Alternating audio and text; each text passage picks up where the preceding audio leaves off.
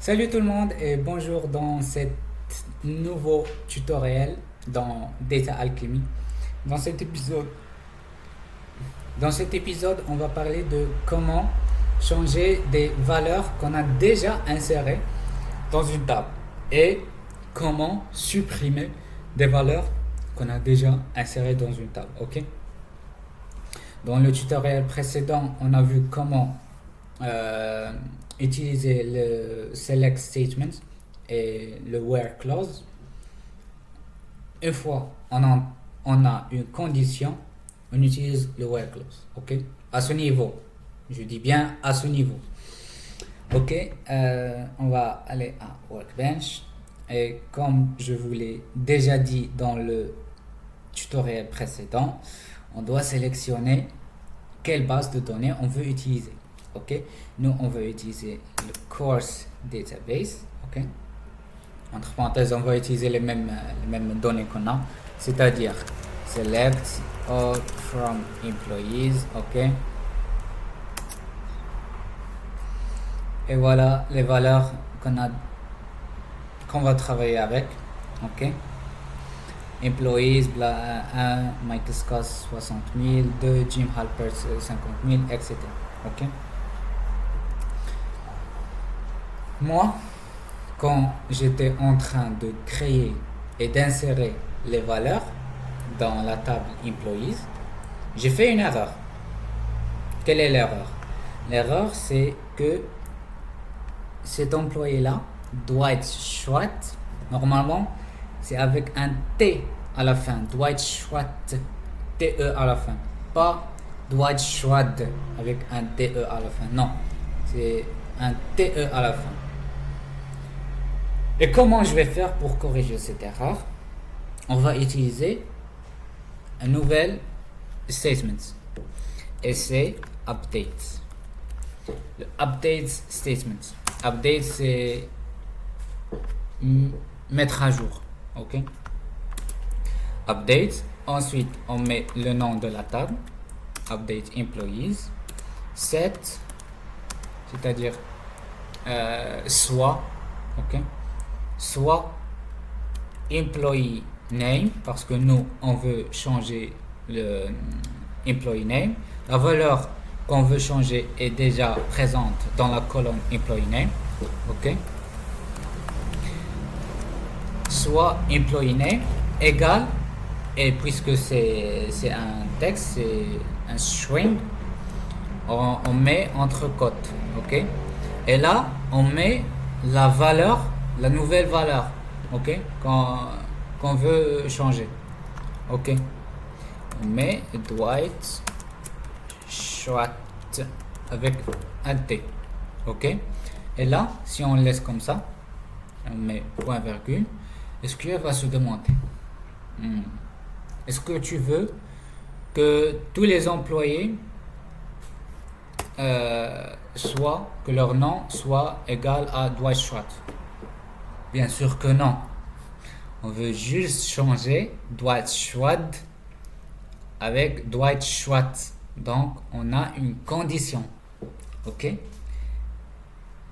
comme je vous l'ai dit dans le début de ce tutoriel, lorsqu'on a une condition, on utilise where. Ok? Et la condition, c'est que employee name. Et là, on met la valeur qu'on a maintenant. Ok, c'est-à-dire Dwight Schrute. Ok, Dwight Schrute. Et on fait CTRL entrée. Et là, on peut voir one rows affected, rows matched et changed one. Ok, on vérifie bien que on a mis à jour la table. Employees par. Oups, j'ai oublié Y. Ok. Et là, on peut voir Dwight Schrute avec le T. Ok. Donc, on a bien changé la valeur. Ok. Je pouvais bien utiliser l'employee ID, mais techniquement, je peux aussi utiliser salary, mais je conseille pas. Pourquoi? Je conseille pas utiliser salary, je conseille vivement utiliser employee ID. Parce que supposons qu'on a un autre employé, et je l'appelle X par exemple, qui a un employee ID est égal à 6, et salaire soit égal au même salaire que Dwight Schrute par exemple, 55 000. Donc, quand je vais faire là, employee name, je mets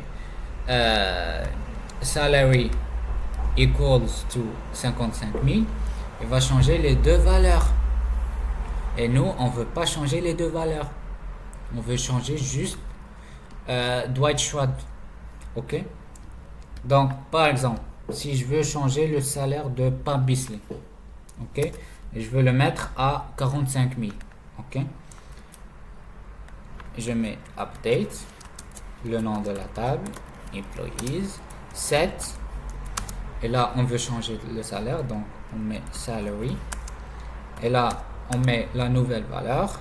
On veut la mettre à, par exemple, 45 000. OK. Where, lorsque employee ID est égal à 3. OK. Contrôle entrée. Et là, on peut voir qu'on a bien changé le salaire de Pam Beasley. Et on l'a mis à 45 000. Ok. Là, on va passer à comment supprimer des valeurs d'une table. On met delete from supprimer de et on met le nom de la table, employees. Oh là là. Employees. Si je mets point virgule là et je laisse la requête comme ça va supprimer toutes les valeurs qu'on a dans la table employees. Et bien évidemment, on veut pas ça. Et surtout moi, parce que je vais pas retaper les valeurs. Ok? Donc, on veut juste, par exemple, supprimer Dwight Schrute. On veut juste supprimer la ligne de Dwight Schrute. On veut supprimer cette ligne-là. Ok? Donc, on a une condition.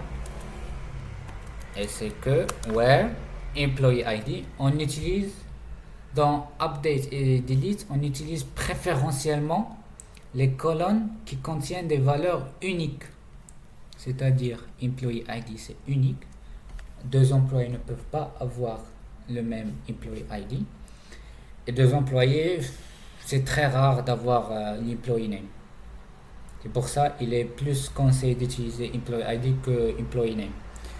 Et bien sûr, salaire, ça peut avoir que plus de deux employés aient le même salaire. Donc, on utilise les colonnes qui contiennent des valeurs uniques. C'est-à-dire, là, on va utiliser employee ID. Et c'est quoi? C'est 4. Égal à 4. Contrôle entrée. Et là, on peut voir one row affected. Select all from employees. Et on peut voir qu'on a bien supprimé la ligne de Dwight Schrute. Ok, guys, c'est la fin de ce tutoriel. J'espère que vous avez appris quelque chose. Et si vous avez une question, posez-la moi en commentaire. Je serai très ravi de vous répondre. Ok, n'oubliez pas de mettre un pouce bleu et de vous abonner. Et je vous dis au prochain tutoriel. Bye bye.